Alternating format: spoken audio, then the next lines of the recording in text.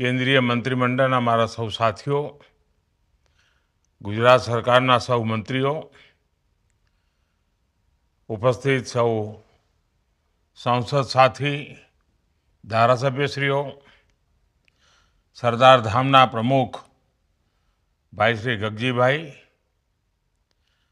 Trustee બી.કે. Patel, દિલીપભાઈ, અન્ય સૌ મહાનુભાવો અને વાલા ભાઈઓ અને બહેનો, અને ખાસ કરીને વાલી દીકરીઓ, સરદાર ધામનું નામ જેટલું પવિત્ર છે એટલું જ એનું કામ પણ પવિત્ર છે।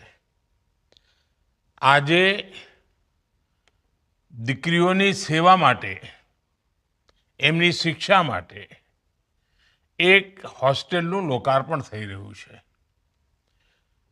જે દીકરીઓ આ હોસ્ટેલમાં રહેશે, જેમને અનેક પોતાના અરમાન હશે, પોતાના સપના હશે, એ પૂરા કરવાના અનેક અવસર મળવાના છે।